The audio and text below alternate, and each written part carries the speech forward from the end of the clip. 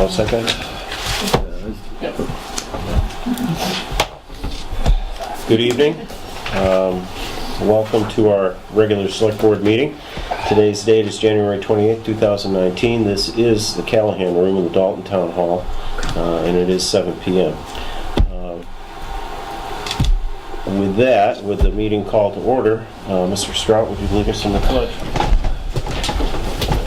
Pledge allegiance to the flag of the United States of America and to the republic for which it stands, one nation, under God, indivisible, with liberty and justice for all.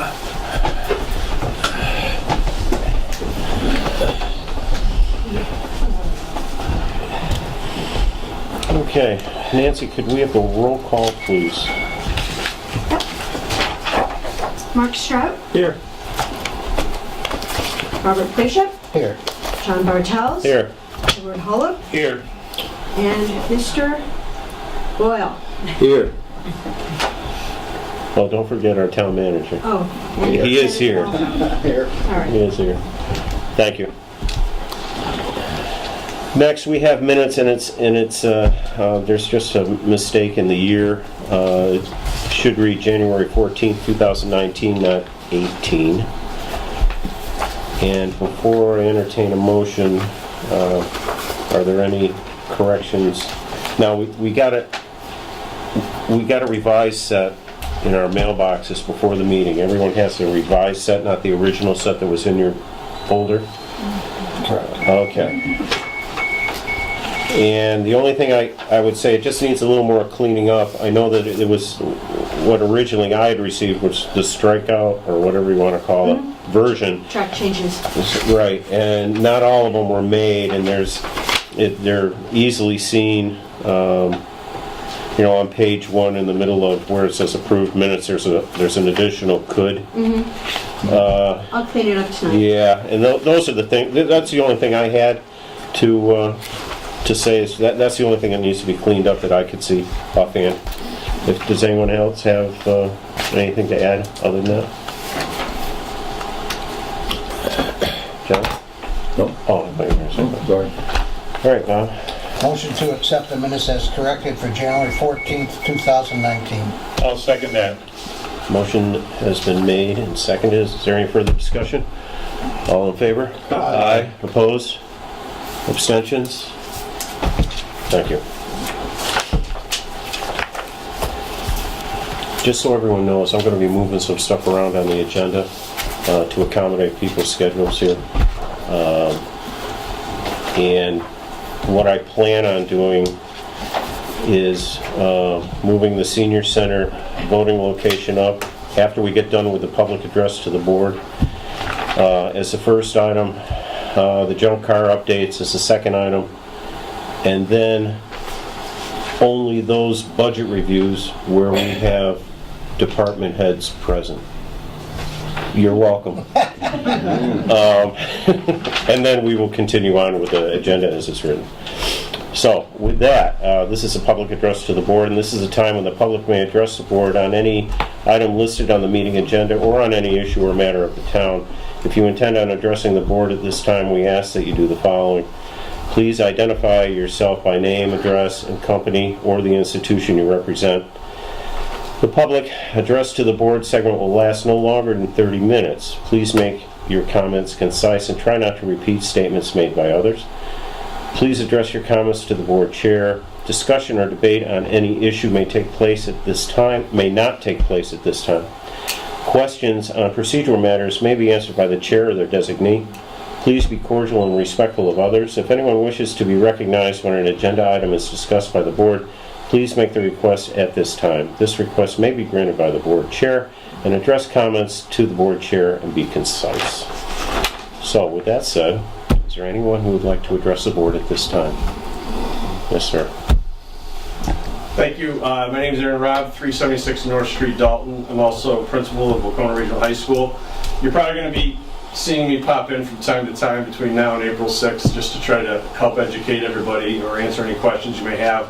I'm here for two reasons. Number one, I do know you have a meeting next Monday night, I believe, to talk specifically about the building project. And I told Mr. Bartels, but I'd like to let everybody know I'm happy to make myself available for that meeting just to be here and answer any questions. My area of expertise is how the education matches up with the brick and mortar that's planned for the building, and I'm going to forward Mr. Bartel's a document called their educational program so that you can have it in advance and take a look at it if you'd like to, just to see how the teaching and the learning marries up with the electrical wiring, bricks, and the cement.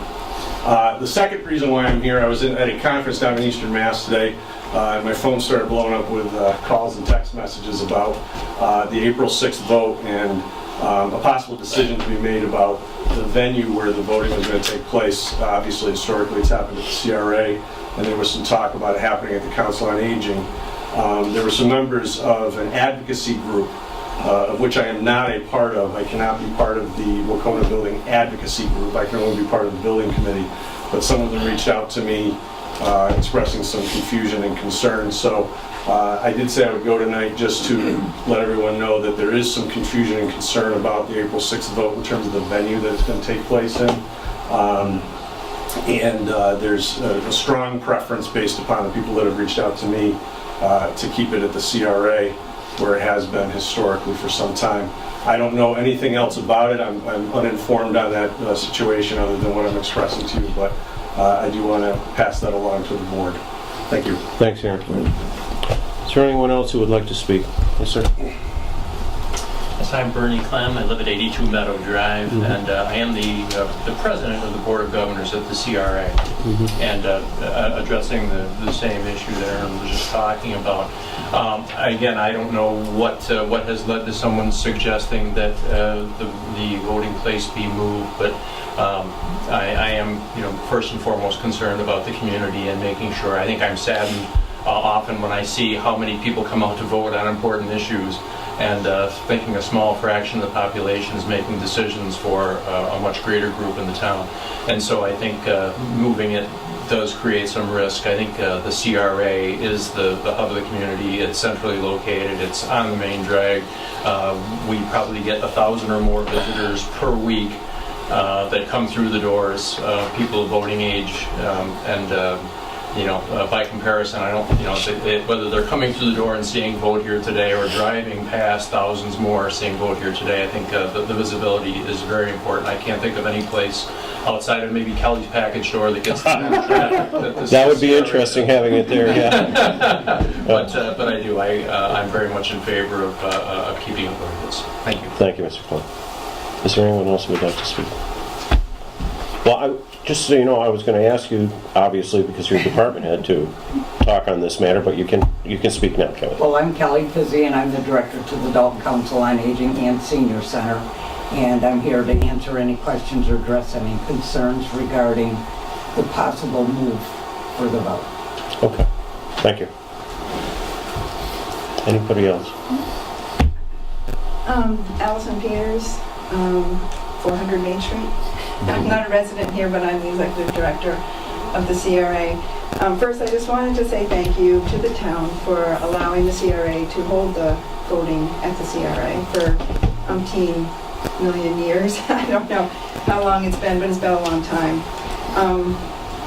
But I mean, more importantly, regarding the idea of them moving, I think it's really up to you to make a decision on what is the best thing for the community. Obviously you want to get out as many voters as possible, and anyone who wants to vote should be able to vote. So you got to do what you think is right and what's the best place for it. We believe that the CRA is a great location. It's like Bernie said, it's very central. We have lots of parking.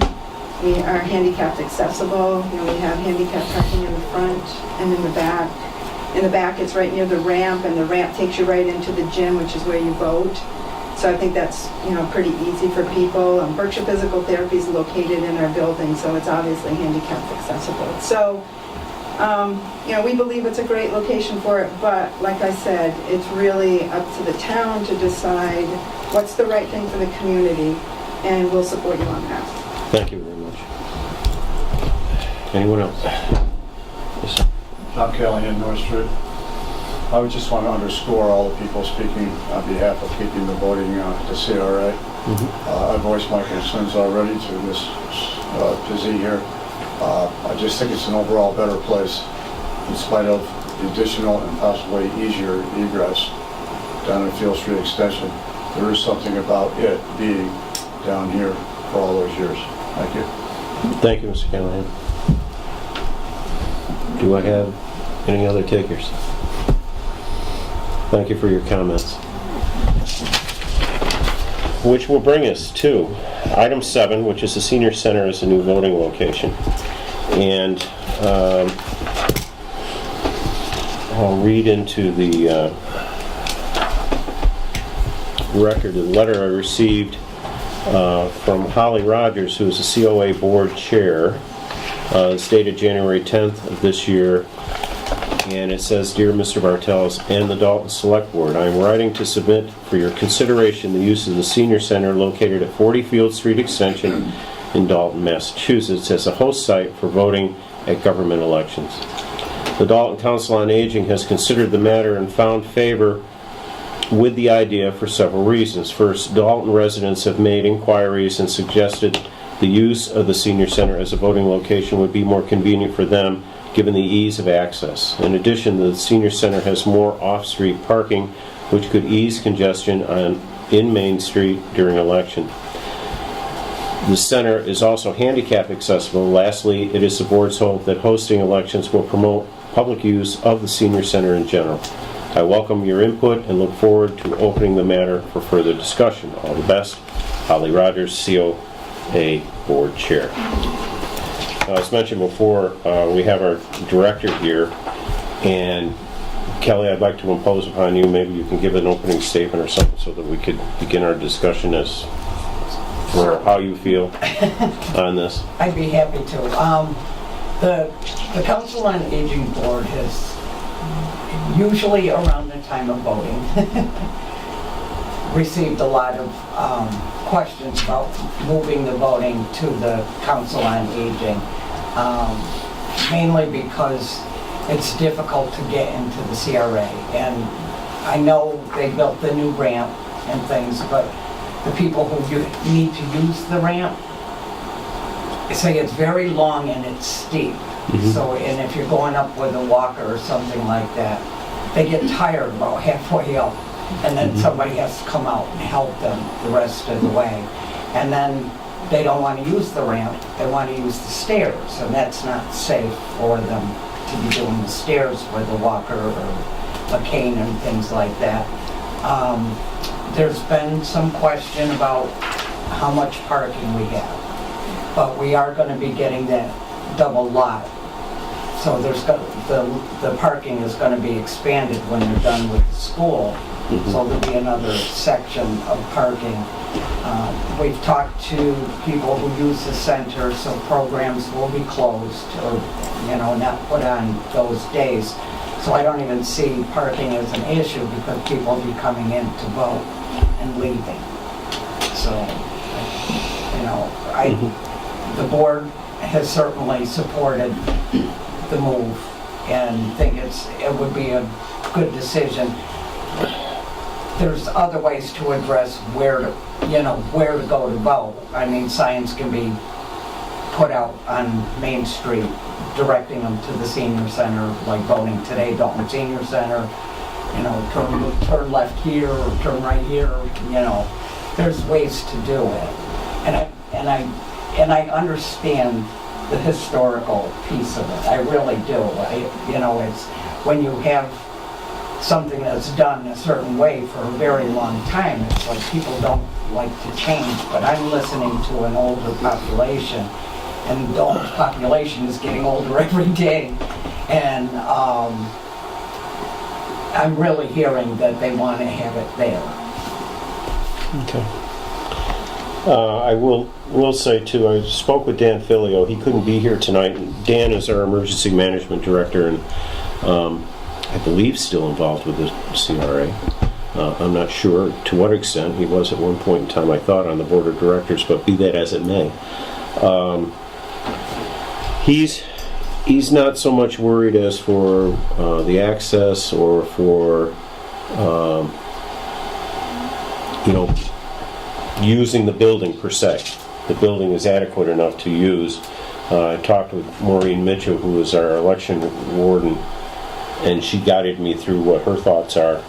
Of course, all this has to be approved by the state too. They have to inspect it, I believe, if in fact we do this. But Dan's concern was similar to what has been talked about already, was getting people down there, or at least let them know that it's there. And yes, it's a signage issue, and we'll probably get into that a little bit more when the board discusses it. But I just wanted to say that that was Mr. Filio's concern, was getting people there to vote. The big sign out in front of the CRA where it says vote here today is probably a very big attention getter.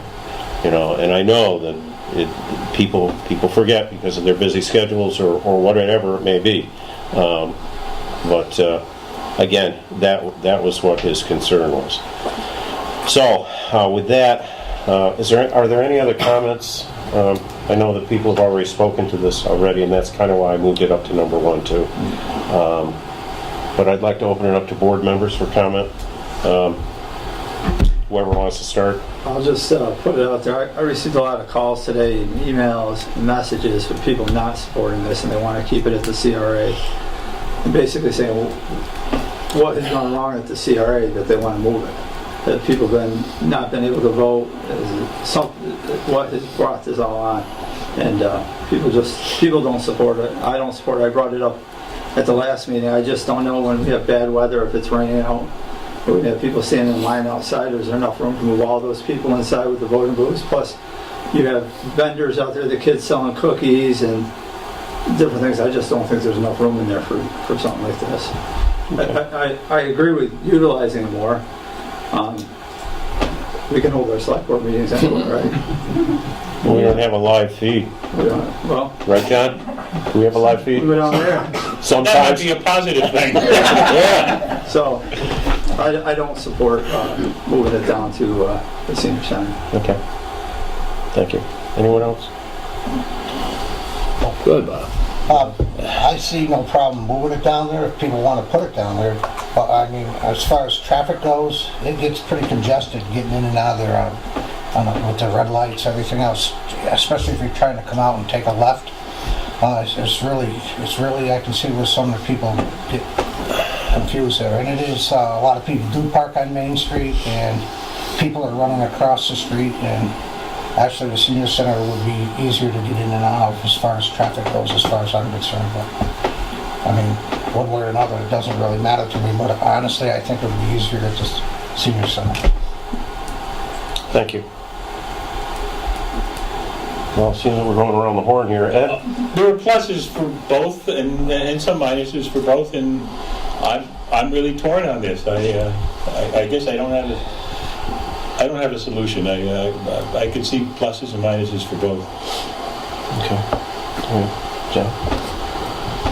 I hate to say this, Jeff, but You could say anything. I know that. I realize that, but I just want to. Go ahead. I don't. It's hard for me to accept that we're having this discussion or any discussion without the elected official, i.e., the town clerk, being here, who is responsible for elections. I can understand that. Yeah. Well, I just would have thought that somebody would have asked her because we're having this discussion this evening. I believe it is in general knowledge. Yeah. Okay. I mean, anyway, aside from that, yes. aside from saying that, I don't even know who has the authority. Do we, or does she, as a state? As a state mandate to a town clerk? From what I understand, we can change the location, but it has to be approved by the state. Okay. Yes. Yeah, well, that's good to know. Anyway, I find myself opposed to this because there's tradition, there's history, and yes, there is congestion there, Bob. I agree with you 100%. Trying to get out of there can be tough. But last year's midterm elections, that's midterm national elections without the president. Traditionally, that election brings in 1,900, 2,000 people. This last one in 2018, there was 2,800 people that voted, and there wasn't even that many contested elections. You have to assume that there's some sort of a protest about the people in Washington. I couldn't be certain what it is. But 2,800 people came out to vote. And there's no issues. That is a lot of people. And evidently, we have never had a complaint about the place. It's historic, and as Mr. Kleb says, visibility is huge. It's huge for the people that haven't voted and say, hey, this is going on today. And it's also a big thing for the candidates. I mean, the candidates' workers who stand out there with signs and paraphernalia and everything like that, making themselves visible. So it's part of the whole process. And we've been very successful in that location. And the CRA has bent over backwards to make any changes that we found were necessary along the way, which hasn't been many. So I'm the old school. If it's not a problem, why change it? Okay. That's it. That's it. Keep my mouth shut. Well, if we, I understand the comments from both sides here. If we want to talk historically, we stopped voting down at the old Dalton High in the 1980s, and that's where it was for I don't know how long. We used to shut school down as a kid, so it has been down at that location before, and I'm sure you can remember, John. Was it handicapped accessible? Yeah, right. So when I spoke with Maureen Mitchell about it, because my concern first was can that building take the large crowds and the vendors, like you were saying, and the lines. And the way it would be set up, it would be a similar space as they can use in that senior center to have people who do sell. And as for separating the precincts and how they would be lined up, there's quite a bit of space where people will be lined up inside the building. And I know 2,800 people are a lot of people. My big concern is getting people to know that voting is taking place today. One, that can be taken care of with whatever creative signage that we may want to put up. And two, over time, people get used to where things are and how things change. I like the idea, and it's nothing against the CRA. CRA has been a great community partner in this respect. But I would really like to utilize our senior center. It's such a great building, and at times I feel it's underutilized, and I think this is a great way to do it. Also, I don't believe that we can do this right away anyways, because the old Dalton High is being torn down. I don't foresee us even using this because there is no election in November, correct? This year? No. There's no midterms, there's no state, there's nothing. And according to Mr. Walto, that work down there will not be done until mid to late May, which means the parking lot being done, which means the new parking lot being put in. So I can't even see it being used this year. But personally, I would like to try to give it a chance to see if we can utilize that building and try it. And it probably wouldn't be done until May of 2020 if we did it, considering those things I just said.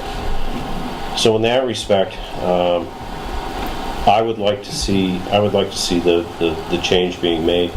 If it doesn't seem to work, if there are problems, I guess we could go back if the CRA was willing to say, all right, you guys made a mistake and we'll accept you with open arms. That would be great. But I would like to see us try to use it. I'll just go back to what you just said. You want to try it and give it a chance. But for what reason? What's working now is working. It is working, but honestly, I'll go back to what Bob was saying about the traffic congestion. When you did have those large crowds coming into the CRA, standing out there, and you've been there as well, or we both have at the same time, that especially during the 3 to 5 o'clock hour, and if you have a lot of people going in and out of that building, that driveway, and people crossing the street from where the Union Block is, it can be a hazard. Has anything happened? Not to my recollection. But I wouldn't want anything to happen, let's put it that way. So, any further comments from the board? Just one thing, John. Go ahead. There was 2,800 people, and this is a midterm election, not a presidential election. So you're probably going to be looking at upwards of 34, 35, 3,600 at the next presidential election. This next presidential election? If not you're more. right. I bet you're right. A lot of people. Without getting into any Yep. further No. politics of the matter. But yeah, I agree with Mark. It's been 25 years they've been over there. They've had a sterling, outstanding operation. Both our administration by the town clerk, whoever it may have been in the past, and by the administration of the CRA have done an outstanding job accommodating the crowd and making provisions. And in 25 years, nothing goes wrong. It's the heartbeat of the town on Main Street, visibility. I just don't see we should change it for no reason at all. Okay. All right. Any further comments? Okay. I will entertain a motion of some sort, whatever you would like. Make a motion, we move the voting to the senior center starting in May of 2020. Do I have a second? Well, Mr. Chairman, Yes. I'm not going to vote for this, but I'll second it just so we can have a vote. That would be great. I consider it seconded. Okay, thank you. Okay. Motion's been made and seconded. Is there further comment? Okay.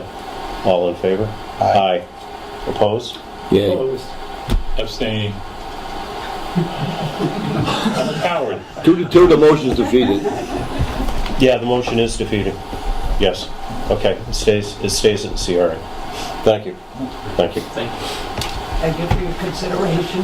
No problem. Thank you for the offer.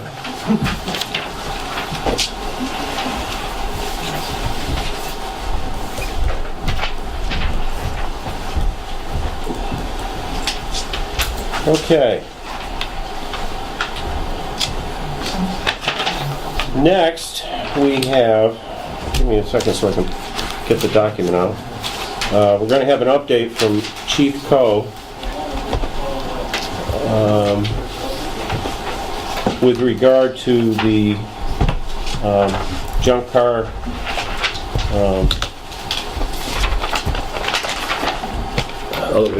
sweep of the town, an update on how things are going. So I'm going to hand it over to you. Certainly, Okay. thanks for inviting me. It's been a while since I've been up here. I'm going to kind of go through, I know I gave you an email just so you had advanced knowledge of what we've done since we started on October 9th. We started and we finished on the 15th of our sweep. So I'm going to kind of go through that, even though you had this email. I wanted you to have a chance to see what, and maybe get some questions ahead of time. But for our viewing audience and those in the audience here that care, every year we're supposed to conduct an annual sweep of the town for junk cars and or unregistered cars. Two different things. One is that it's dilapidated and can't run, and the other is simply sits on the lot but doesn't have a registration plate on that. And whoever we find that is in violation of this bylaw, we issue a warning citation. It's basically a letter giving them knowledge that we have come by and seen a vehicle on that property, and it goes to the property owner, not necessarily the owner of the vehicle. The person responsible for compliance is the person who owns the land. Then we give them 30 days to either come before the board and ask for an extension or to remedy the situation by either removing a junk car or registering an unregistered car. That occurred, to my knowledge. There was only a couple people who came before you to request an extension. I believe Vosberg's and the Barden family for that property. I'll let you know that I did kind of separate how we handled private residences, compared to commercial properties that held licenses for car repair and sales. I think it was important for me to conduct that research. I went up to the planning board's office and got access to those licenses to kind of research and made sure that I wasn't citing somebody who might have by permit or license to operate, been able to store cars on their property. So I did treat those 5 commercial locations differently because they are permitted and licensed to operate for that purpose and store cars. What we found is in October we had 68 violations, including 4 commercial properties. After that 30-day notice, the letter went out, we conducted, after 30 days, a second sweep. Of the 68 violations, 17 remained in violation. So that was a pretty good response just from the warning letter. Many people took care of those things on their own. We did send out that second offense with a fine to the residences for $25. And that's what the bylaw calls for. The third offense, or the third sweep, was done in January. So we started in October, we waited 30 days, and then that first offense was November, and then December, and then in January we did the third sweep. And only 8 remained. 7 locations, by the way. One location on Depot Street has 2 vehicles. So again, we had a pretty good response to those second round of letters, as well as a $25 fine, and we had 8 remaining. We will conduct our 4th sweep in February and do an additional fine for those, and it's allowable up to $300 for this issue. My goal on this is to get compliance. It's not necessarily the $25 fine or even, reaching the $300 fine. Because at the end of the day, if we reach $300 and I go to court, it's a toss of a coin on how I'm going to win that trying to collect our fines. In the past, if we show patience, communication, attempts for communication, and that we're trying to just remedy the situation by getting rid of the car, we have better luck than if we just have no communication and go to get the fines. So basically what I'm asking the board is to, I think we've given an extension to Barton, I believe to the spring because they're kind of under snow. I think it was 90 days. Okay, so I'm asking the discretion as the enforcer to kind of do what I've been doing and having open dialogue that's notated and documented so that if I do have to go to court on a few of these, and I'm hoping to only go a few, we've shown good faith and understanding with the attempt to just rectify the matter. I think it will go a long way for us to collect any type of fine because, the fact of the matter, it's changed from year to year and who the clerk is, who I see. But there's many times we've gone with these and they simply say, dismissed, pay a $40 court fee. So they get their $40 and it's dismissed and we're back at square one. So I do realize that, some of these properties have gone longer than others. Some have done a better job communicating than others. But I really truly believe that we'll get further if you give me that discretion till April when I'll come and give you a final review. I can tell you, for the 4 commercial properties, Vosburg is fully compliant. So they really took it serious because they had quite a bunch of cars down there on that lot. All of them that remain are where they need to be in the register.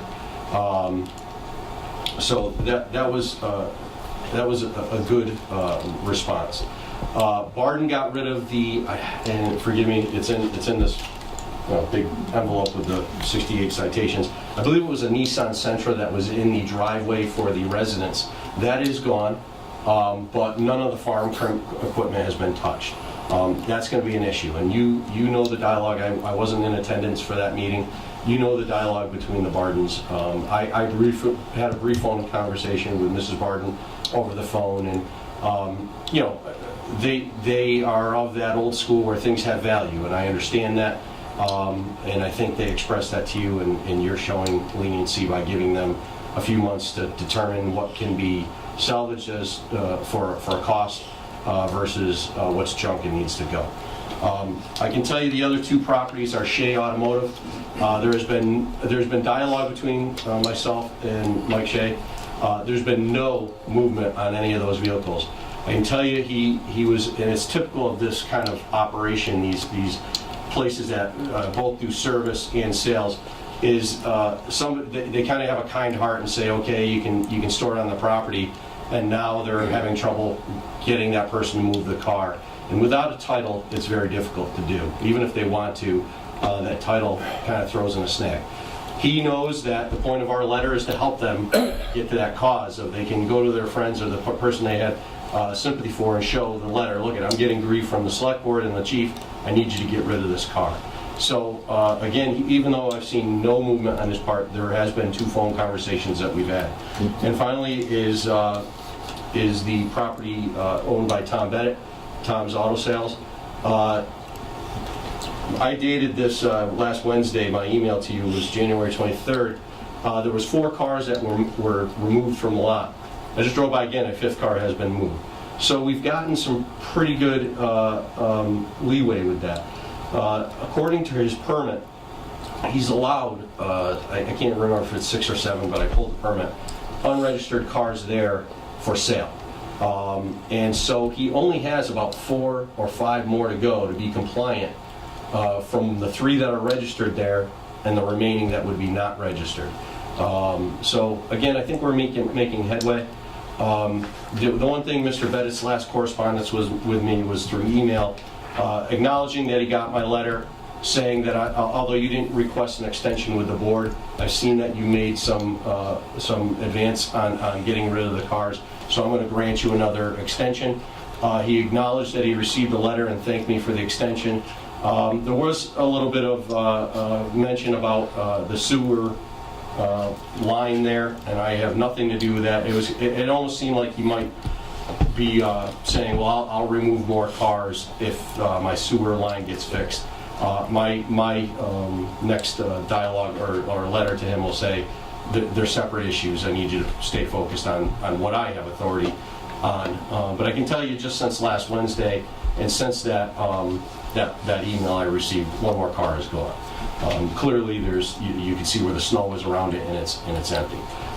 So if you give me till April to deal with these commercial locations, again, that are licensed to operate, to do these things, and I think they get in a bind when they allow someone to store a car there and it becomes more permanent than they had expected. Sounds like a good plan, Chief. Comments from the board? Yeah. Regarding a Housatonic Street operation, the selectmen have a letter in their letter box in the office from a bonding company in New Hampshire that indicates that auto sales operation at that location has been unbonded, debonded, or bond revoked because of lack of payment. Now the question to me, myself, is do you need a bond to have an automobile license, sales license, used car license? I don't know. I wouldn't know. That would be a planning board. Who'd be But I just want to point out that it is in there.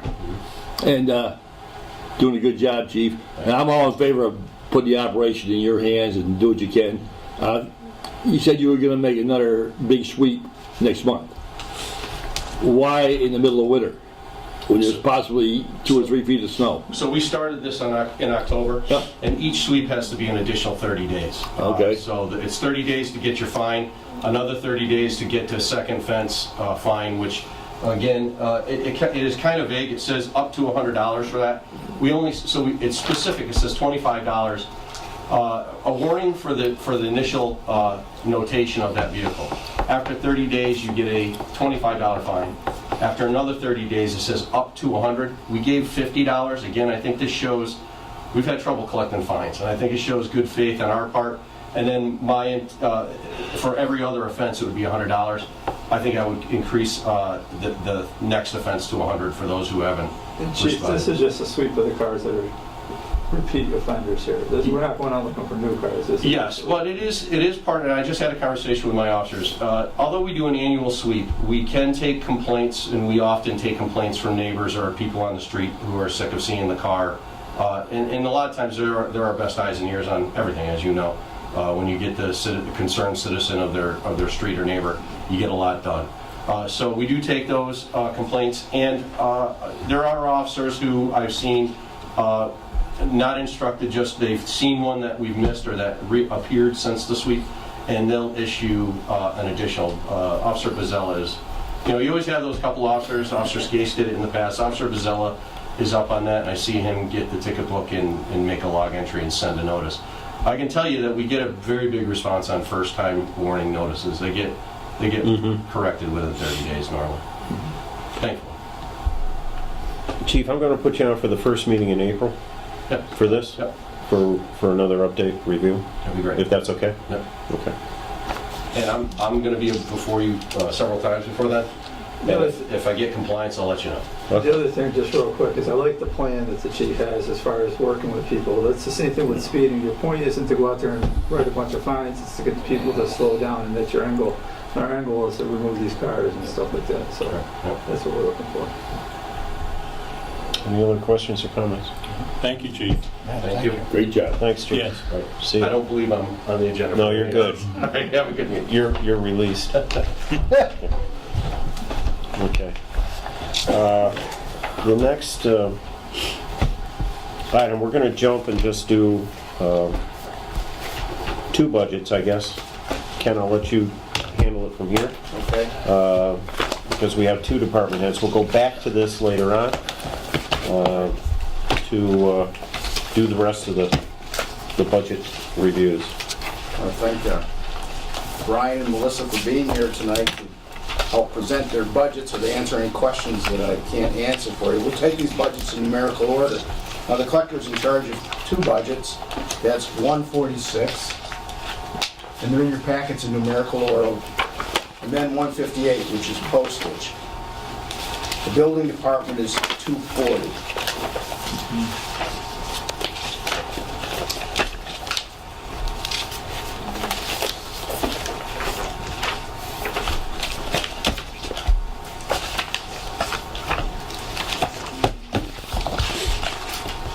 So that's 146, 158, and 240. Collector, postage, and building department.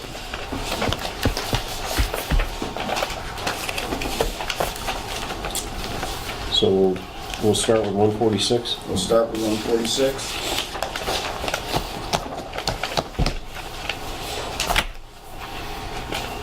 And I'm happy to report to you that really there's, on the expense side, there's no request for increased expense items. On the salary side, you'll remember we've awarded non-union employees a 2% pay increase. But there are always, almost always, additional increases that might result from step increases. And so that's what you're seeing here. Although overall the salaries are up 4.2%, 4.3%, that's really a function of our step system in addition to the 2%. Is there anything you'd like to add, Melissa, on town collector? Any questions? Okay, with TA?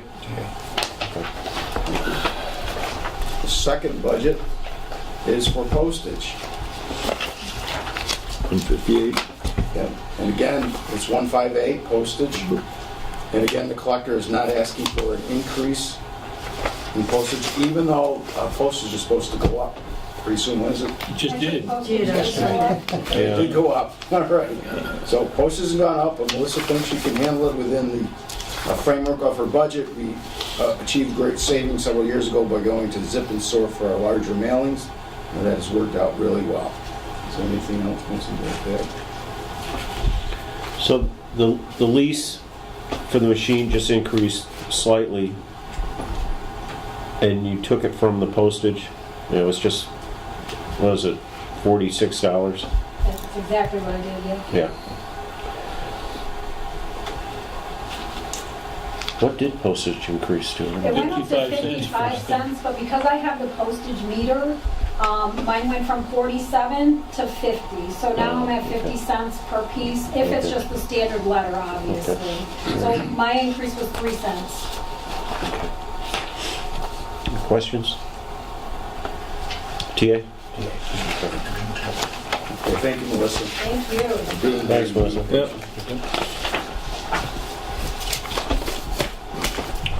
Brian's budget similarly, the expenses are level funded for the coming year.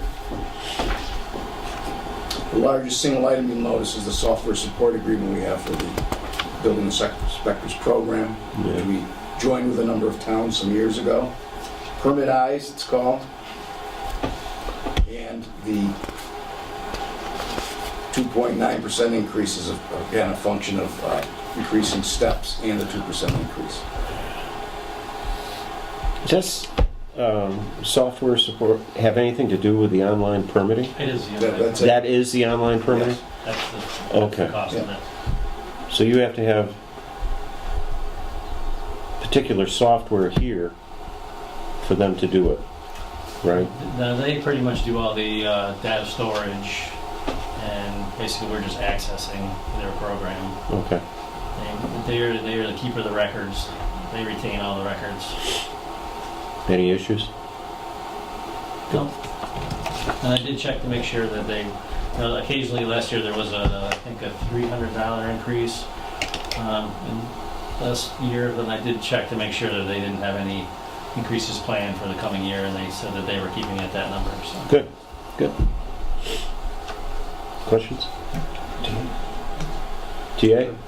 Okay. These are the votes I like. Brian, thank you.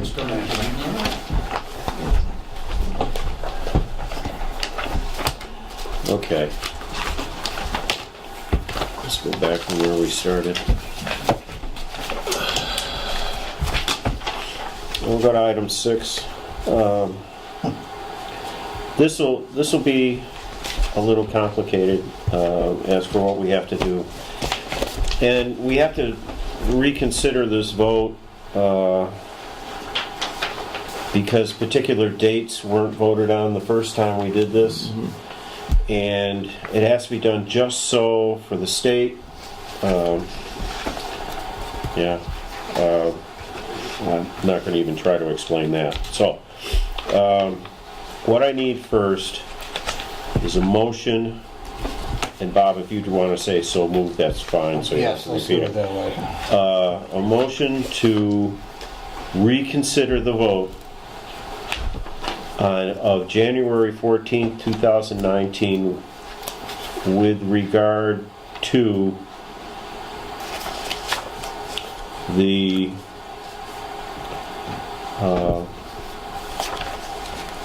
ceasing of use of the AccuVote tabulators and the purchase of 2 ImageCast tabulators. So moved. Do I have a second? Second. Motion's been made and seconded. Is there discussion on that? Go ahead. Point of order, Mr. Chairman. Yes, sir. You moved to reconsider the vote of January 14, 2019. Yes. That's going to take one vote. Yes. That's what we're going to vote on first. Yes. Then we're going to have to take another vote under section 1 here to rescind. Yes. Okay, so it'll be 2 votes. Right. Pertaining to Article 1. And then, right. Okay. And then we're going to have to take 2 more votes to do the other 2. Okay, so we got 4 votes. One at a time. Right. We got right. 2 on this one. So this is to reconsider. Yep. Thank you. Are there any other questions? Okay. All in favor? Aye. Opposed? Abstentions? Okay. So now, I need a motion to rescind the vote dated January 14th, which was the implementation. Bear with me, folks, okay? No, I'm sorry. The ceasing to use the AccuVote tabulators and trade them in. So moved. You can put out a date when this happens? I already did. No, this is to rescind. This is to rescind the vote. Okay, thank you. Where we voted to reconsider. Now we're rescinding. Okay. Your motion is to rescind the vote of January 14, Yes. 2019. Yes. Okay. Yes. As it But it's pertains just to voting equipment. ceasing the use of AccuVote Okay. tabulators and trade them in. Okay. Thank you. The motion's been made. Is there a second? Second. Further discussion. All in favor? Aye. Opposed? Abstentions? Thank you. Now I need a motion to rescind the vote of January 14th, 2019 So moved. Well, I haven't gotten that far Well, yet. it's close enough. Yeah, I wasn't. To purchase 2 new ImageCast tabulators. Okay, so moved. Do I have a second? that. Motion's been made and seconded. Is there further discussion? All in favor? Aye. Opposed? Abstentions? Okay. Now,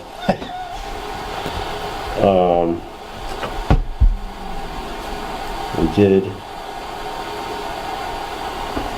Now what we have to have is a new vote to discontinue, decommission the AccuVote tabulators as of July 1st, 2019.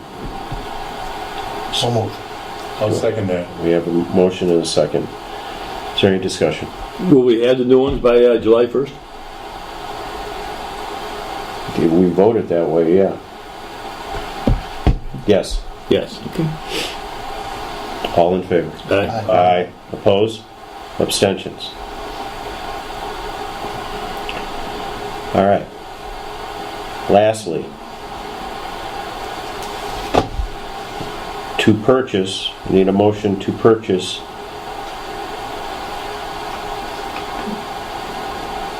new ImageCast electric vote tabulators to be used at the next election after July 1st, 2019. So moved. I'll second that.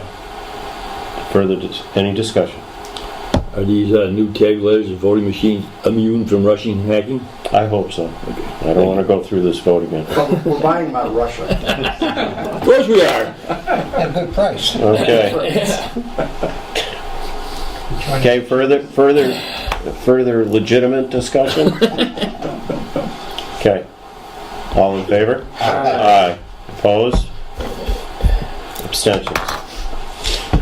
Thank you. Thank you for your patience. Well done. Thank you for figuring it out. That was hard. That wasn't an easy thing.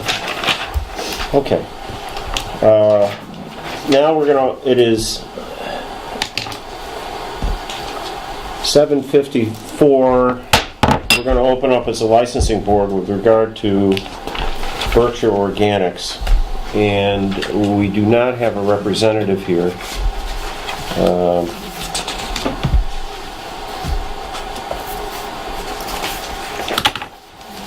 And more or less it's to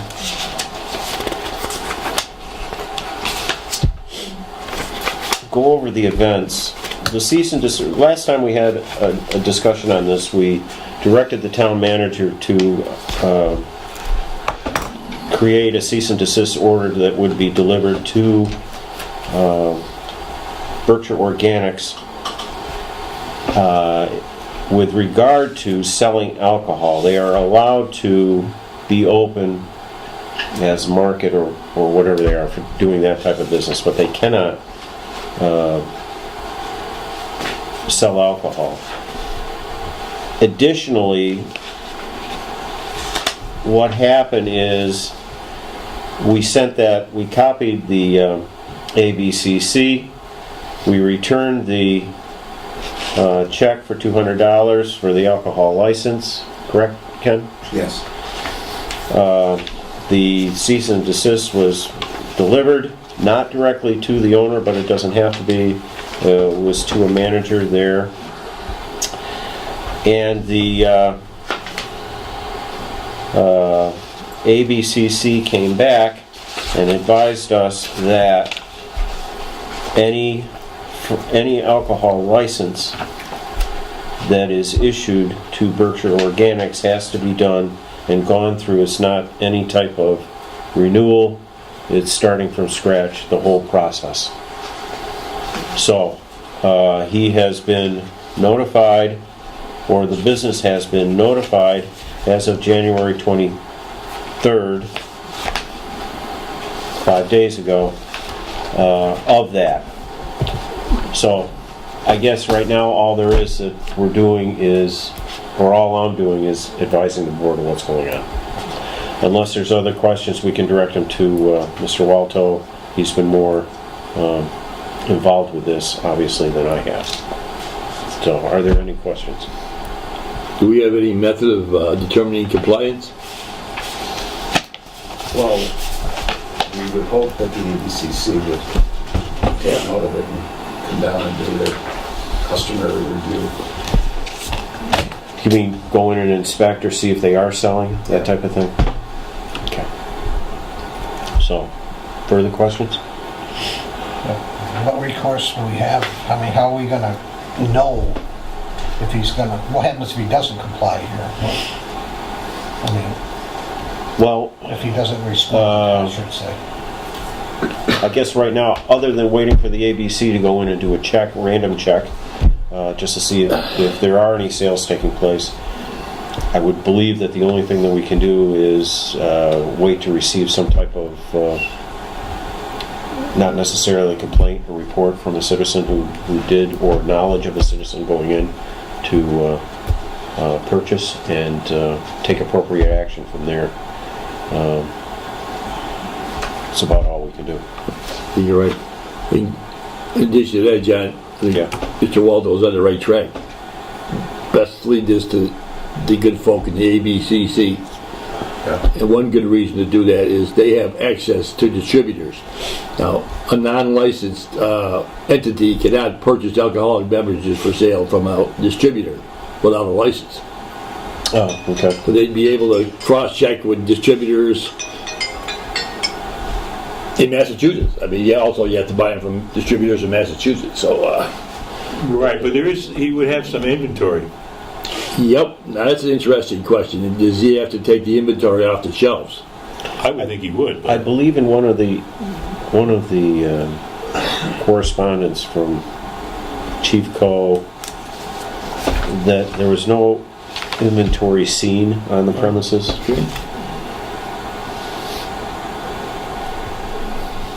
And it might have been from the report from the officer who initially went up there to serve the cease and desist. And you're exactly right Ed, about stuff being on the shelves. But if the ABC put out a check with their distributors in Massachusetts, there's only so many of them, right. Only half a dozen probably, and they got a bite that, in fact, this entity did purchase some alcoholic beverages, it would obviously mean there was a disregard of this board's cease and desist.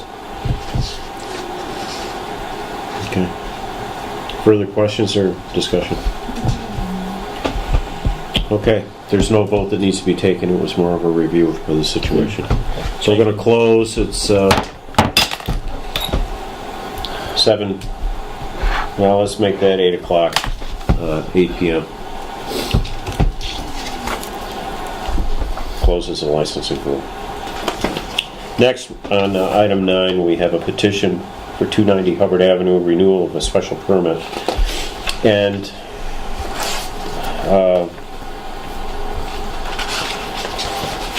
I'm a little confused on this.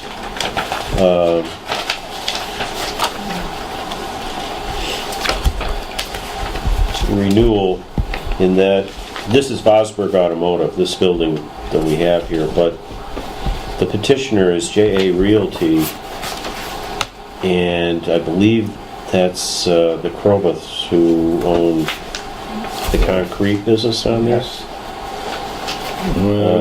You have Amy as the president of J.A. Realty. So I thought that the person who obtains the permit is the person who's running the business, or is it the property owner? I'm not sure. It might be the property owner. It is the property owner? It doesn't matter whose business it actually is? Okay. The Krobas don't own the concrete business anymore, but they do own the property. Oh, okay. All right. Thank you. Thank you. The other thing, this is back in 2000. Well, this is back in 2006, and we have the documentation from on the conditions with the special permit. And this is the last page I'm looking at, and it says vehicles for repair shall not be left outside overnight. And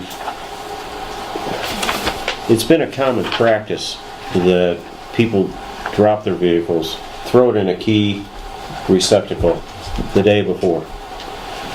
And most automotive repair places, dealerships or whatever, have the same type of setup. Is that something that,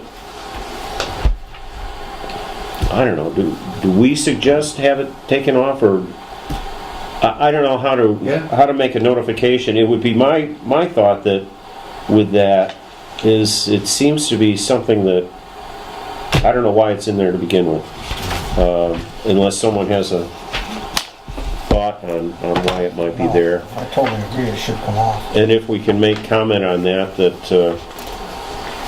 I don't see why that particular condition has to remain. So I'll leave it open to comments from the board.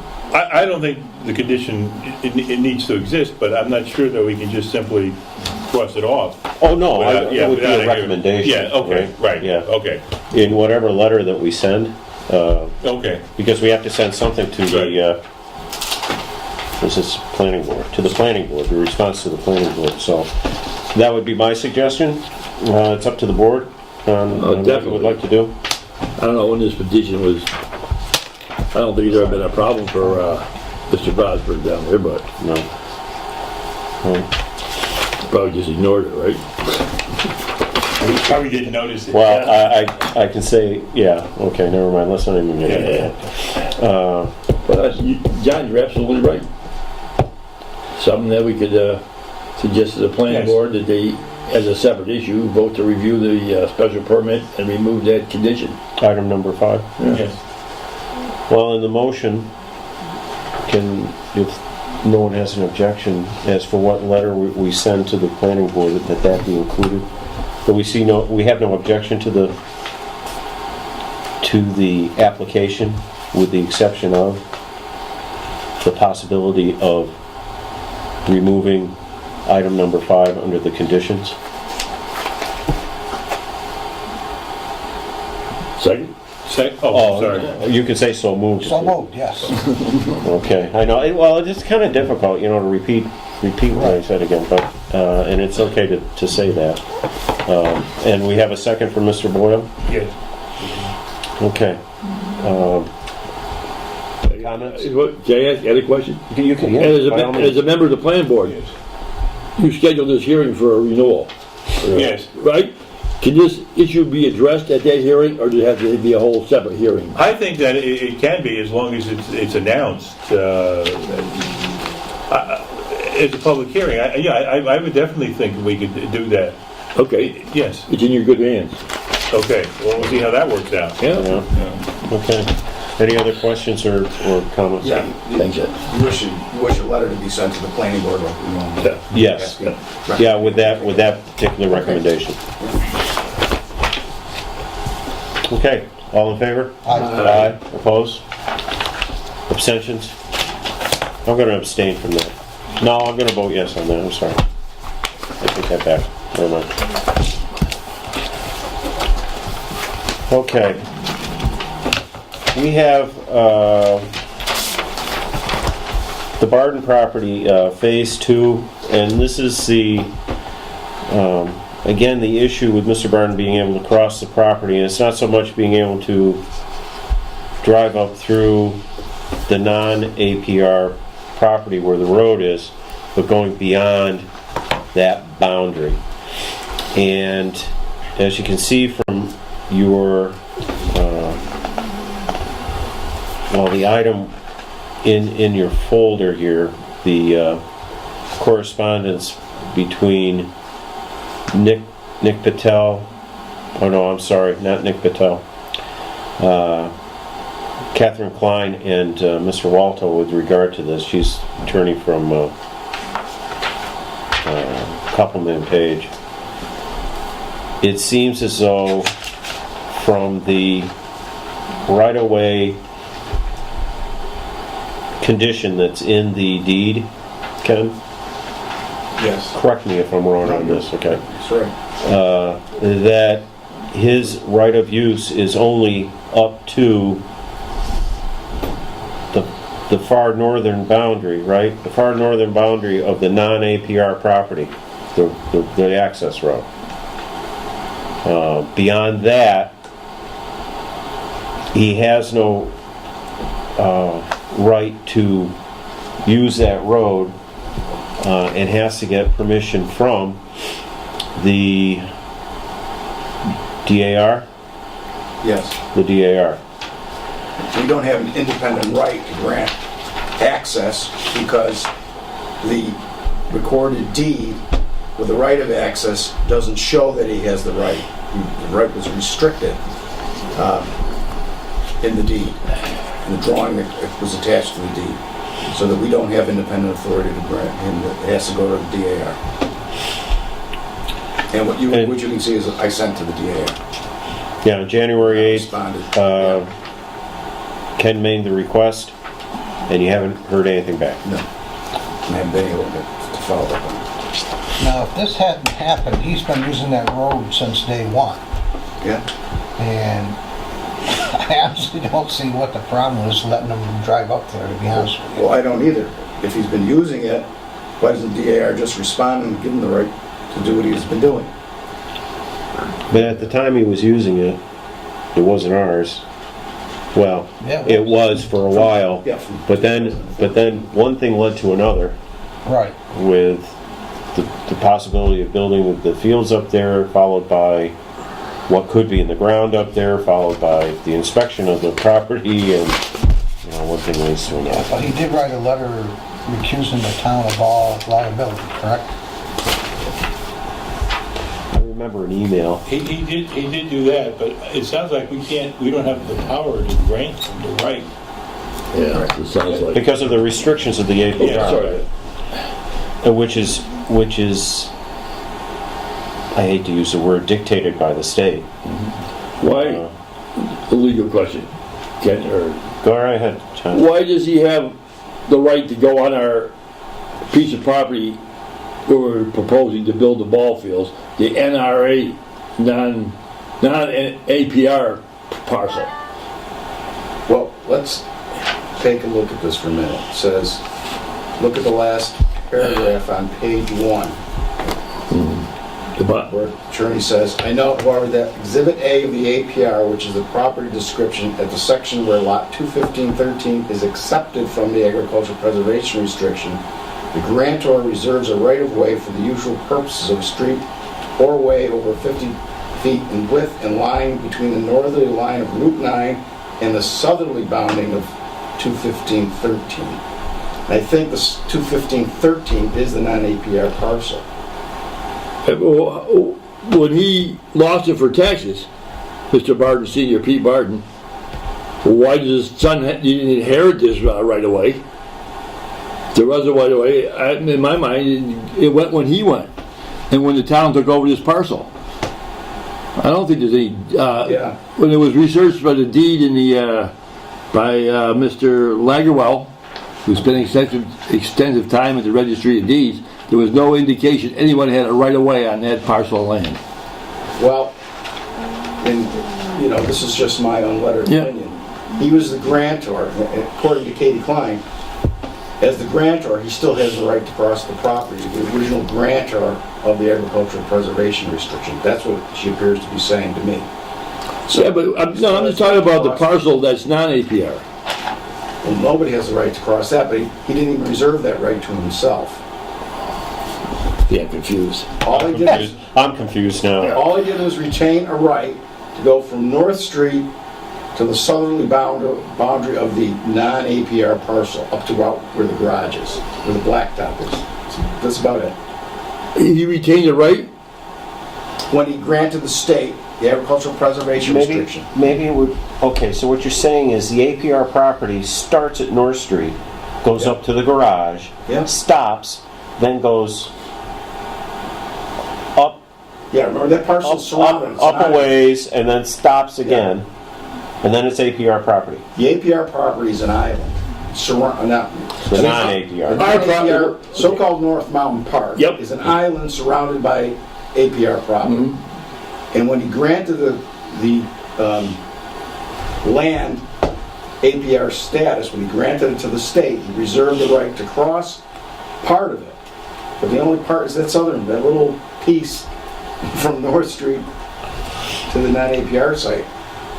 So, that, I don't know why. I mean, it should have been allowing him to get up to his parcel, which is north of the site. So at this point in time, what can be done is Mr. Barden needs to take some action with the DAR. I think, yes, go directly to them and say, hey, I need to cross this property. Okay. Can we let them know? Well, that's what I was going to ask you, since you've been in contact with them. Okay. If you can be the point Yeah. He has to person. He has to contact the DAR. Yeah. If you want to, after the meeting, get with Ken as for the particulars on who to contact. Yeah. And what needs to be said. Nick Patel's, oh, his email wasn't on there. Oh, yeah, it is. He'd be the person to start with. Yeah, Nick Patel's email's right at the top of the list there. Would it be okay if I contacted him? I don't see why not. I mean, as long as the board doesn't have an objection as a consensus. Fine with me. It's fine with me. It's okay with Ken, and if it's okay with Ken. Oh, sure. Why not? So, I'll give it a try. So it's a help to me. Okay. Thank you, Bob. I'll try contacting him. And if not, I'll let you know Monday, okay? Okay, a quick question. What does our attorneys think about us granting him any kind of a right-of-way or an easement across the non-APR property? She has said we can do that, but we didn't go beyond this so far. You know, she felt it was, Okay, I'm going to put this on for a waste of her time to go beyond that until Thank you. Okay. the state says that he can cross the property. Fascinating. Okay. Are we good on that? oh, yeah. Okay, very good. Thank you. Thank you. Okay, item 12 is the Spectrum Cable License Contract Update. And I had this put on so that we could have a game plan here, because I don't want to be contacting, and we haven't decided if I can, the state representatives for regulating this so that they can put some pressure on Spectrum to get something done. But right now, if you look in your packet, there has been no. Well, the minutes of our advisory committee, last minutes were on September 26, 2018, where we spoke with Melinda Kenny from Spectrum about getting all this stuff done with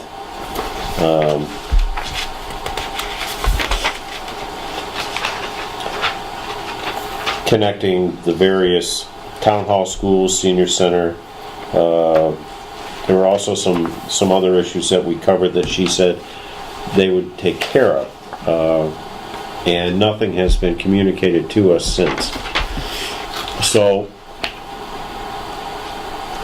I think it would be prudent if Mr. Walto tries to make contact again before I do anything with the state, if it's okay with the board,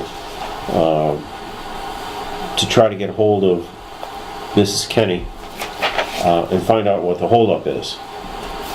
And speculation has been made that maybe the holdup is the FCC regulation that hasn't been approved yet with regard to public access channels being the responsibility of the town, or we'll have to pay for them, John? Yeah. Okay. Which could change things with whatever contract we may have. But there's been no movement on that right yet, and there's been some pushback obviously from towns with that regulation that may be passed. So Ken, you have not tried to make any contact? No, I haven't. Okay. So that would be my plan, but go ahead, let's open it up for discussion on what you may think you want to do. Mr. Chairman, Richard Hall was not here at the beginning to say that maybe he wanted to speak to that issue of number 12 here on the Spectrum cable. Do you want to say something, or maybe the chair would allow that? Well, I apologize. I didn't realize what the time was. So That's okay. Well, if you have some type of input that might help us, that would be fine. Yeah, I mean, one of the things that I passed on, I think to the advisory board as well, there is a 10-page document that lays out the renewal process of a license, which can be done either formally or informally with Charter. And it has a particular timetable that both parties have to follow, which is, basically 180 days from memory. It's only a 10-page document, and I can pass it on to yourselves, and it may be something that might help, because I gather we have... You said 180 days? Yeah. So 6 months? 6 months. So we're still within the 6 months right now, right? Well, if that's what... We haven't had a license for how many years? I'm just going by the last conversation we had with these people. So we're still within the 6 months since the last time we spoke to them. Yeah. I realize it's been 100 years since we've had a license. So, okay, go ahead. I'm sorry, Richard. No, and that's really, all I wanted to say. Yeah. Because, I mean, they've sent the board another price increase on the 1st of November. That they were going to put into effect 1st of February for basic rate. And also, then in February they're meant to give everyone residential, I think it's $4.30 refund that was agreed to with the Department of Cable. Yeah. I just think that looking at that document might be helpful to see what we need to do. I'm not on the committee per se, and I don't know if I saw that document. Is that something that you have electronically? Yeah, I have to send it to Edward today, so okay. I can send it to everyone else. Yeah. Might as well. And my only ability is to contact the people from the state who can push this a little bit for us, and they did before, so that Mrs. Kenny contacted us, and we thought we were getting the ball rolling, but evidently it stopped. Yeah. Because I was at that meeting with Sophie yes. Kent, and I actually asked the question, how long before we get draft contracts, and I think she said a month, if I remember right. I don't remember. And I don't remember seeing it in the minutes. That's all I have to say. Okay. Thank you. So, Ken, if you can send an email to her. Yeah, I'll get in touch with her. And if you don't have a response within a reasonable amount of time, I'll get a hold of my contacts in the state. As long as that's agreeable to the board. Totally. Yeah. And then we'll see if we can't get something done on this and move along. Okay, further discussion or questions? Okay. Which brings us to the Wacona School Building Committee and CBRSD committee reports. I'm going to go first through just some updates with CBRSD. The only real update is it was a very short meeting, the last meeting for the school committee. There wasn't any more discussion on the budget. It is still being worked on. The public hearing on the budget, and I'll just go through these dates here, will be February 28, 2019, 7 p.m. at Nessicus Regional Middle School. That's when people or officials can go to the meeting and voice their concerns or agreement with the budget at that time. Also, an important date is the Seven-Town Advisory Committee meeting, which will be on February 21st, 7 p.m., again at Nessicus. There will be a revised agenda. The agenda will be, part of the agenda will be about the school building committee and also the budget. And then there was a possibility of adding an agenda item with regard to inclusion and diversity in the schools. And I'm not 100% sure what that's all about. Mr. Armorcost sent me that information today and said that we would discuss it later, so I can give you more information on that particular item when I do talk to him.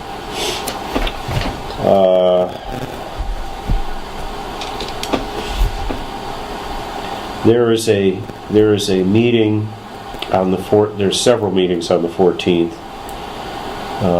Actually 4. February 14th, Valentine's Day, which is a sore subject in my house right now with all these meetings. But at any rate, starting at 3 o'clock is a Wacona Building Working Group Committee meeting, followed by at 4:30, and these two are at Wacona, the regular Wacona Building Committee. Followed by a 6:30 meeting with regard to collective bargaining municipal representative selection. That's when the towns get together and decide who the municipal representative is going to be. Right now, I am the municipal representative for the 7 towns. And then after that is the school committee tentative budget review. But also at the February 14th meetings, there will be a yay or nay vote on the initial plan of the school building, new school building project. And both the school building committee and the school committee will be voting on that particular issue. On February 4th, as you remember, I'm going to have on the agenda a discussion for us about that, and whether or not we will endorse or not endorse the project as it stands. Which segues into this next part here, as for what has taken place with the Wacona Building Committee. And if I can, before I get into that, whatever we decide as a board at that meeting on February 4th, I have a vote at that school building committee meeting whether to approve or not approve that plan. Whatever our board decides is the way I will vote at that meeting. Okay? Thank you. I think it's the only proper thing to do. Irregardless of my feelings, it's about the board's feelings. So I'm just going to leave it at that, because we're going to discuss that issue on the 4th of February. Okay? So, going back to the building committee meeting on January 17th, we had a meeting where a number of things were brought up, and actually it was an update of the schedule for the schematic design, an update on design progress, feedback from the working group on the design, and discussion on the upcoming community outreach meetings. At that time, the chair brought up that he wanted to have a reconsideration of the vote of December 13th, which was for the geothermal system to be installed. It was asked if we wanted to discuss it and vote on it at the 17th. On the 17th meeting, I suggested that we wait a week so that the public could have notification and people could come and discuss that. which that was decided at that meeting. So we did have another meeting on January 24th, and Mr. Strout, Mr. Hollow, Mr. Boyle, I was there, along with about 40 other people, you'd say? Yeah. About 40. To voice their opinions on the system, and well, Mr. Hawk was there too. And then later, the committee discussed, and then voted on the specifically the geothermal system, whether to have it, whether to install it, or whether to take it off the plan. Bottom line was, it was voted to take it off the plan, and the vote was 16-5 at that time to remove the geothermal system from the project plan. So we are back to the base plan that had been discussed and agreed to prior to the 13th of December. And that will be presented at the February 14th meeting for approval or not approval of that project. Does everyone understand what I said? Did I explain it okay, or any questions?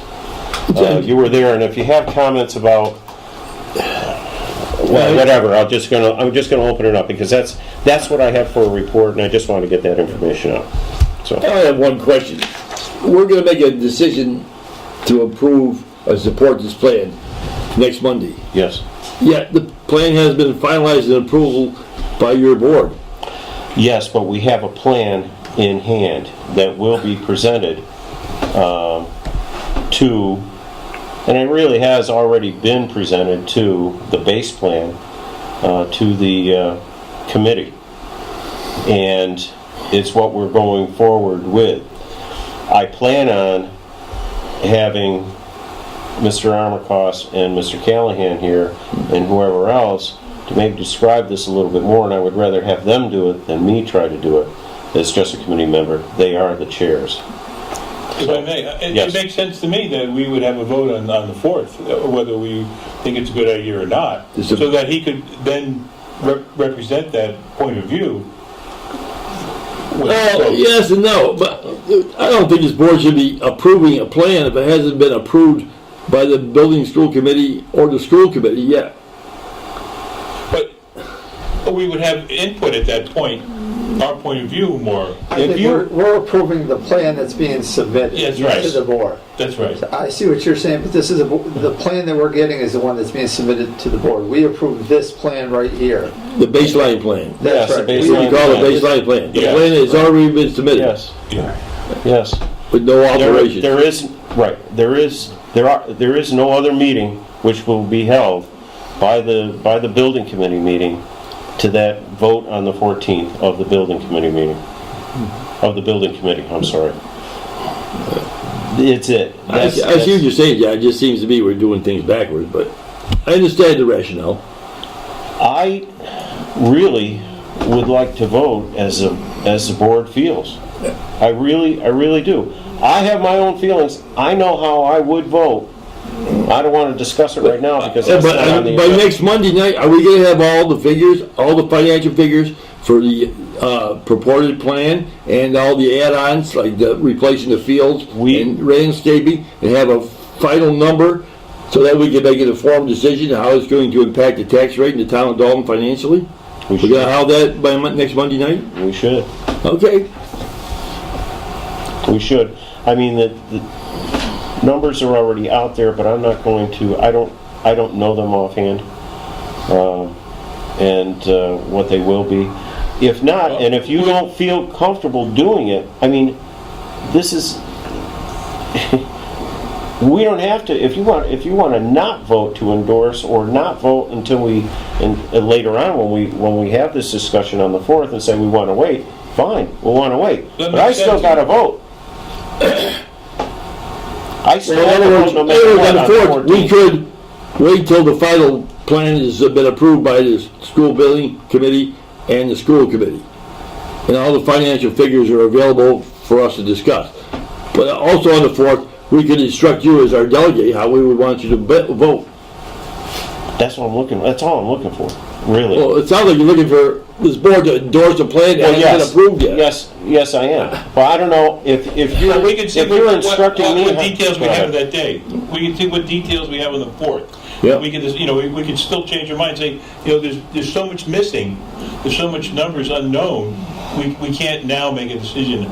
But it may be quite clearer on the 4th. So I think we would decide on the 4th whether or not we have a firm vote. Okay. I lean that we would be able to. Okay, so that I get this straight. We may not be able to endorse on the 4th. Right. Or not endorse. Right. But you would have enough information to direct me on how to vote. Yes.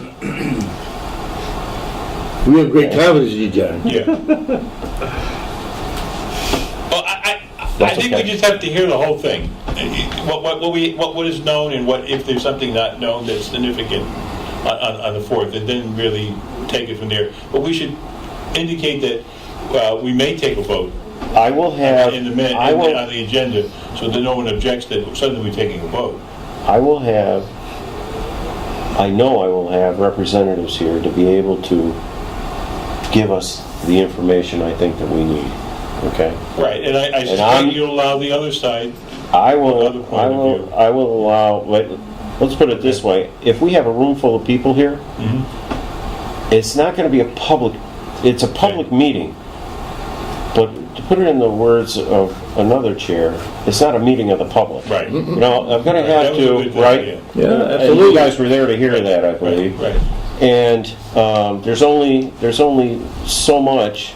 I would rather hear first from experts as for costs, tax impact, whatever, because that's what we're really looking at.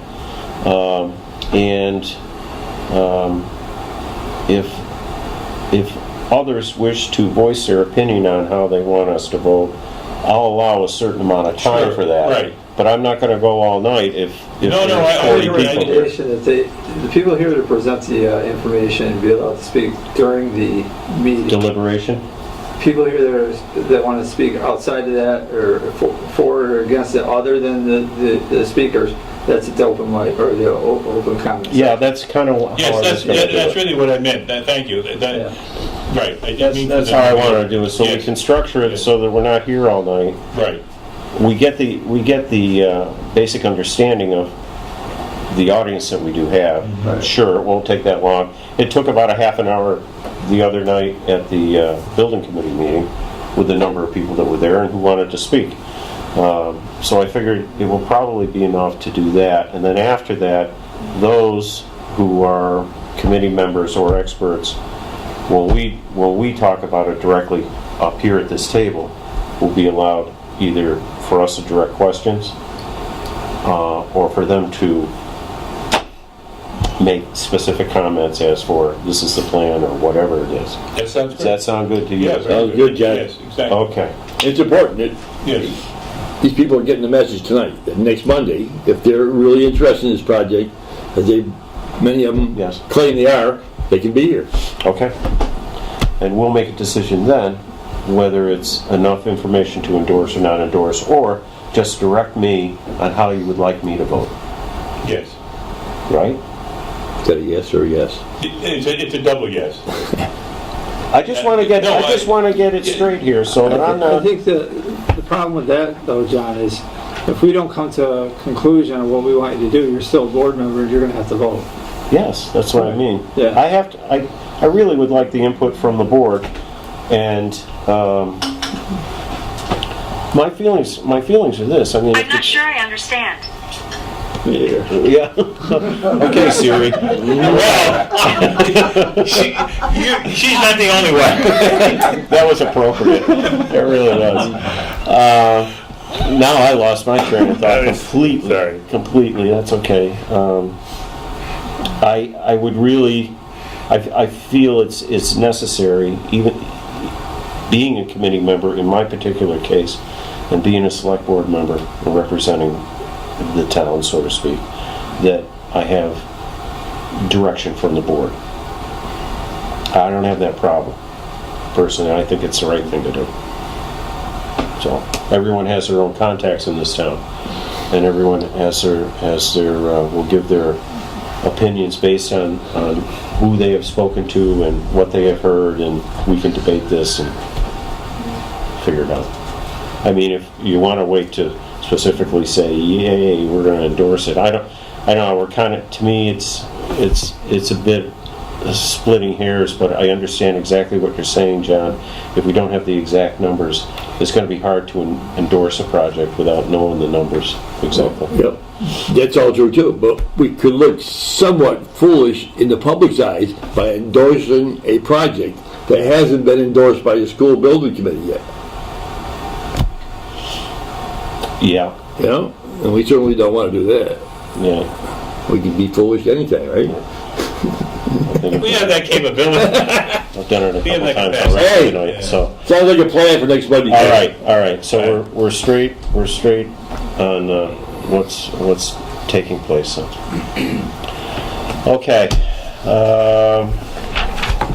That's enough of that, and we'll go down to the budget reviews and finish those up. Mr. Chairman, I have a suggestion. Let me Yes, go sir. through all of these quickly, and I suggest that unless someone wants some particular explanation about some item, you take them all up as one set of budgets and approve them tentatively if that's acceptable. It's acceptable to me. Acceptable to me. I think all Everyone okay with that? Yep. Okay. All right, I'm going to run through very quickly. Town moderator, total budget of $505, up slightly because we increased the stipend along with the other increases in salaries in the town. Finance committee, it's all expenses, $185, just joining the Finance Committee Association of the state. Reserve fund, we're suggesting $65,000, no increase in that budget, and you can see how the expenditures have played out since 2010.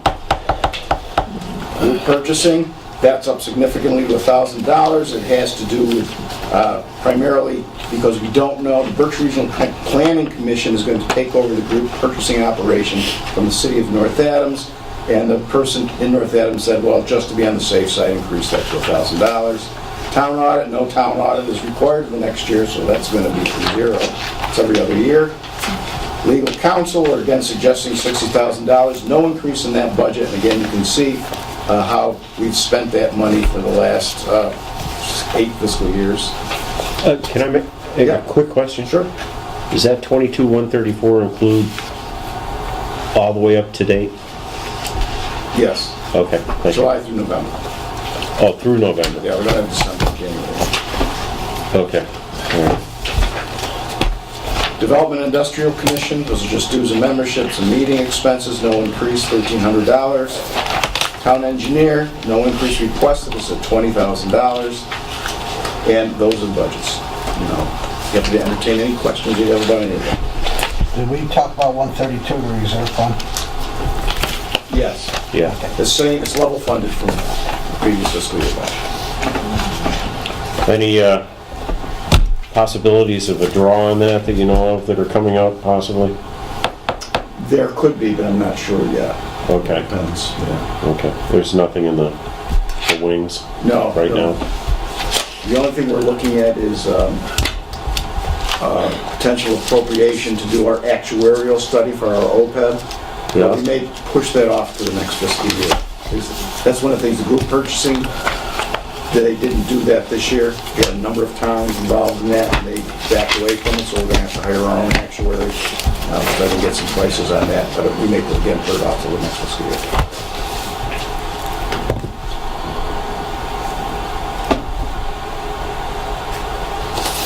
Okay. Let's do your updates, Ken. Okay. I have 2 brief updates for you. I'm going to pass this out. I wasn't going to pass it out because it's a lousy copy, but this is the schedule for the demolition of Old Dalton High.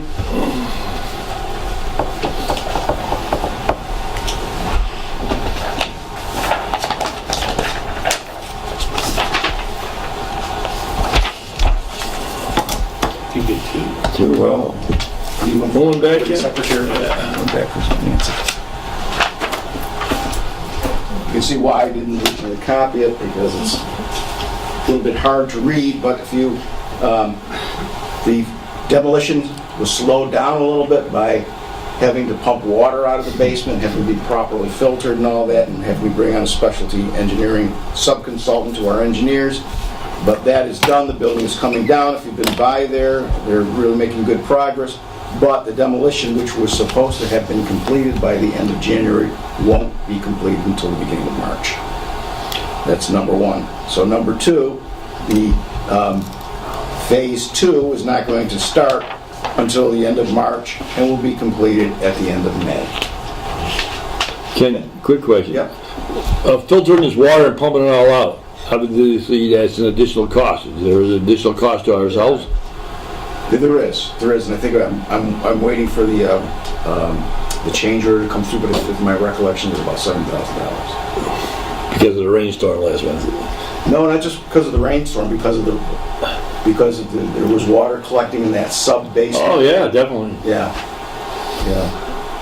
And that's been over a period of time. And he said this school was nothing but a retention pond. Was it groundwater? Or just whatever leaked in there? From yeah, I think it was whatever leaked in there. Okay. Yeah. All that water. That's all right, Mark. So we're still pretty much on schedule for completing phase 2 of the project, just the grading and the new parking lot and all that. But the phase 1 is going to be a little bit of a different. When they grade the parking lot, you just going to grade it with gravel? And if we want to pave it, it's up to us? It'll be paved. Yeah. It's going to end up being paved as part of this project? Part of the project. Great. Yeah, it'll be all done. Loam, seeded, and paved. Second update. Are there any questions about that? I want to run through them if you have questions. Okay, Board of Health had a very productive meeting with the town's waste haulers this afternoon at 4 o'clock. And I was there, and Jenny Gitless and Cheryl Rose, the members of the Green Committee working on this, did the presentation for us. And I can kind of cut to the chase here. We have 2 regulations. One is a bylaw, one is a regulation covering this. Chapter 604, which is a regulation of the Board of Health, covers the haulers. Chapter 270 is a bylaw of the town, and that covers people throwing away their garbage and how to get rid of their garbage.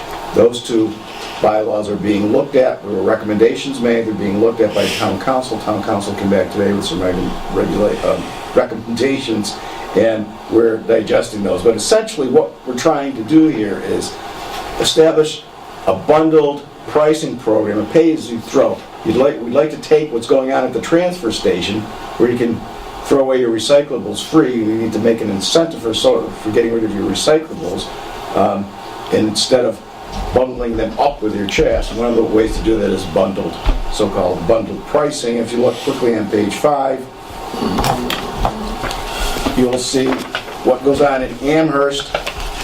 If you use a smaller bin, you get charged less, and then your recyclables get taken away for no additional charge. And it's still the same way for the recycles at this point in time. You separate your cardboard and paper, Right. and then the rest of it, plastic cans or whatever, go in the second stream. We don't want to have a single stream. In other words, we want to separate the paper from the plastics and bottles and cans, just as we do at the transfer station. So you can think of it as the transfer station coming to your curbside if you choose to get involved in this. The haulers now will do that, and they do that for residents, but at an extra charge. So there's an upcharge for that. And for that reason, some people are not very diligent about recycling their recyclables. They just bundle up with their garbage and get rid of it. They don't want to pay the extra fee. We're trying to encourage them to do that and give people an incentive, those who have curbside pickup, an incentive. If you look on the opposite side of page 5, you will see the communities across the Commonwealth that now have pay-as-you-throw. You'll see Dalton included among them. So the dark communities in the dark shading are the ones that have drop-off or transfer stations, and the ones in the lighter colors have curbside pickup. And so we want to be one of the communities that does both. So again, it was a very constructive discussion. The haulers told us about what they can do and what they cannot do one of the big problems going on in the industry right now is that there is getting more difficult and costly to get rid of recyclables. So instead of getting money back, you got to pay to get rid of those. There's very limited places, and the haulers said they either go up to Vermont with big loads, or they go down to Canaan, New York. That's where they have to go right now to get rid of big loads. 10 years ago, we set up a program where you could bring it to the transfer station. But our transfer station is limited if you have large quantities to dispose of. Only one of the haulers says he's using our transfer station right now because it is set up for individuals, so they've got to manually unload the trucks. You can't come up with big dump loads there. The easiest solution would be to be able to use Covanta, which is set up for that, but right now they're not taking those loads, and that's where we're going next. What this will result in eventually, if we go to the end here, is that there will be changes to Chapter 604 Solid Waste, and that will be by the Board of Health. They have the authority to change those regulations, which again are already in existence. Recycling is already required in town. We're just trying to make it work more effectively. And Chapter 270 is a bylaw, so that will have to go to town meeting. So a warrant article will come back to you either for the annual town meeting or the special at the end of June, depending on how this moves forward. Okay, and that, Mr. Chairman, is the end of my presentation. Quick question, Ken. On page 5, with the pictures of these bins here, Yes. just take the bin in the middle, 64 gallon. Now, you got people like the Bowman brothers, separate businesses, but they're very small, one-man business. Hey, who's going to buy these bins? That was a question raised at the meeting, that it can be expensive. Yeah. So that's something we'll have to grapple with. It doesn't have to be done exactly this way, but this is an example of a successful program in Amherst that uses this methodology. But the whole idea is, how do we give an incentive to people to separate their recyclables from the regular trash? And that's one of the ways you can do it. So in Amherst, who pays for the bin? I don't know who pays for them. I mean, I can see these owners, particularly the Bowman brothers, say, you want bins for my customers? Yeah. The town of Dalton should buy them. Great, maybe that's an incentive we have to consider. Okay. Well, looking at the picture, Yeah. it says Amherst Trucking. It doesn't say Town of Amherst, so it must be a private hauler. I mean, typically the haulers provide But that. it might be a big company that can afford to you're buy these for absolutely all their right. customers. Well, that was the thing. It's inventory too. I mean, how many do you keep on hand? Yeah. And, it's, Keep track, it's an investment. I mean, consumers could buy their own as long as they comply with the size requirements. Who knows? I don't know how that will be settled, but it's a question that was raised, and it's something that needs to be thought through. Okay, just again, just picture. You get the big container here. Obviously, that's for trash, garbage. Yeah. Okay, the thing in front of it, what's that for?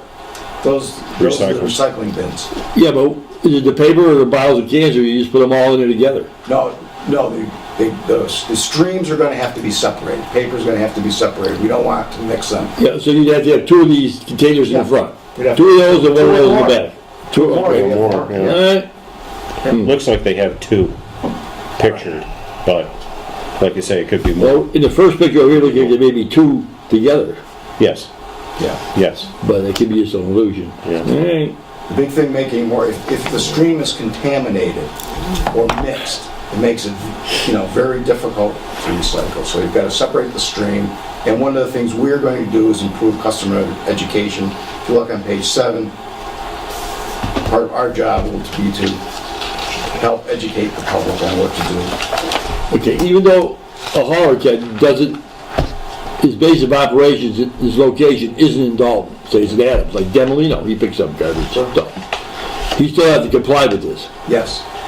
It'll be through the permit. Right now, all haulers have to receive a permit from the Board of Health. Right. That will continue, but the regulations will be strengthened in some way to help ensure that the recycling will take place. Which is always a positive thing. Can I ask you one more question? What haulers were at that meeting today? No, I don't know the names of all of them. Republic was there. Sure. Is it PD? Yeah. PD, Republic, Bowman. George and Dave, separate. No, just Dave, I believe, was there. Oh, Dave was there? Dave was there. Gentleman who lives on South Street, and I can't think of his name. Bob, Lives near you. yeah, Bob, Texas, West End. But he was there. Karsh. Yeah, he was the one who just, actually, he just hauls in Dalton. Yeah. And there were a couple others too, and I don't know who they were. Several said they have they do multiple communities. Yeah. And that's one of the problems we would face at the transfer station. If I would assume we don't want waste from outside the community. It's already banned. Yeah. So if we improved our transfer station so they could do larger dumps, how are we going to deal with that? So it's another problem we have to deal with. I did, Ed sent me this, Ed Fahey sent me all this stuff a couple days ago, before the meeting. And I sent it to Chief Coe because there's an enforcement issue with this too. Just asking for his opinion. And he doesn't have a problem with the bylaw or the enforcement. He did suggest though, Chapter 1, Section 5 has to be changed to reflect, well, at least a proposed fine schedule. Yes. So that has to be changed too. Right now, all we do is if you're a violator, your permit to haul gets revoked, but there's a schedule of progressive fines in here, much like the junk car file. Great. Anything else? No. Great. Okay, items for future agendas. I'm going to take the junk car thing off for the time being. I'm going to leave the Barden access on there. Well, actually, no. You're going to be dealing with that, right? Right. Okay. If we have to come back, let me know. Okay. All right. I'll take that off. Spectrum cable, I'll leave it on because we're going to be waiting for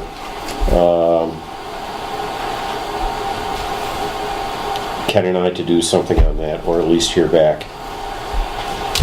Going down the rest of these things, I'm not going to go through each one. The only thing that's really coming up is some type of proposal for recognition of volunteers, just as a reminder. So it's February 2019. If you need something different, please let me know.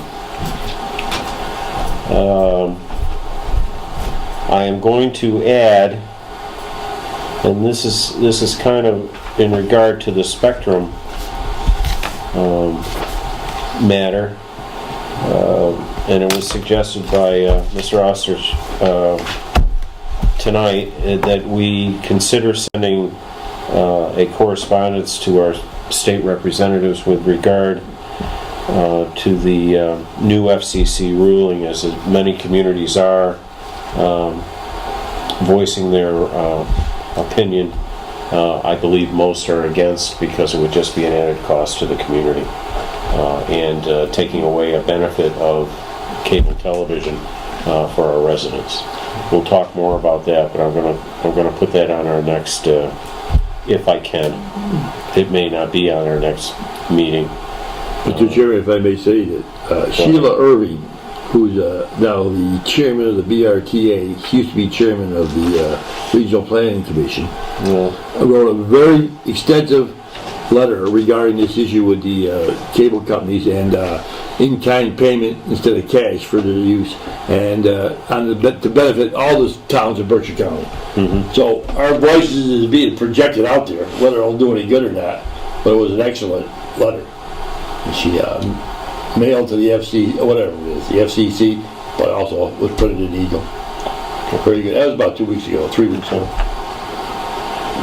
Anything else for additions to the items for future agendas from other members?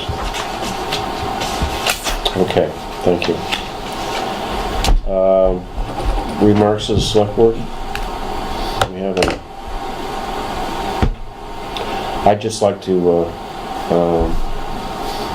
thank you, those who were able to attending the meeting, the building committee meeting this past week. It was a good discussion, and I appreciate you being there. And I know a lot of residents remarked that the select board was represented quite well. So thank you. Thank you. Okay. Yeah, I'd just like to say something. I just thought of it.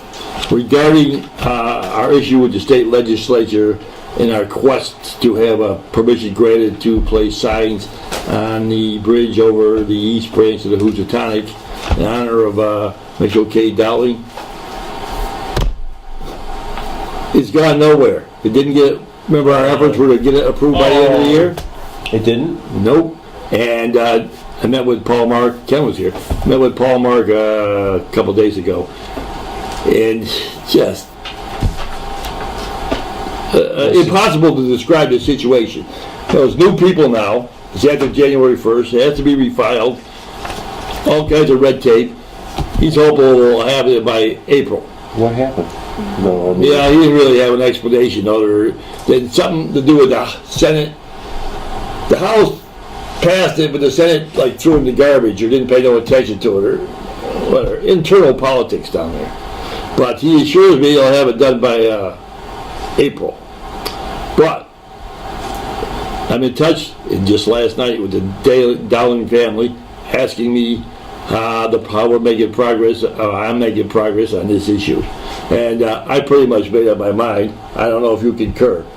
It's good because they indicate to me that they have a lot of people coming from this, all over the country, flying here for this thing. That it's going to be June 1st, 11 o'clock at the bridge, and I don't care what the legislature does. I'm with you, John.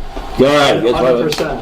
110%. But I want you guys to know what's going on. Let them be out there taking something down off that bridge so that memorializing that soldier. I agree with you. Don't get me wrong.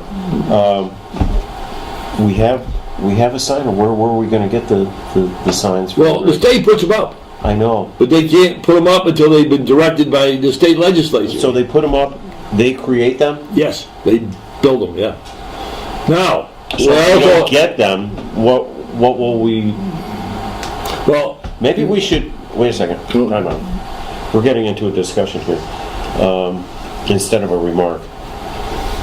Should we put this on something to discuss so that we have a plan? Yes. An alternate plan? Yes. On this? I think it would be worthwhile.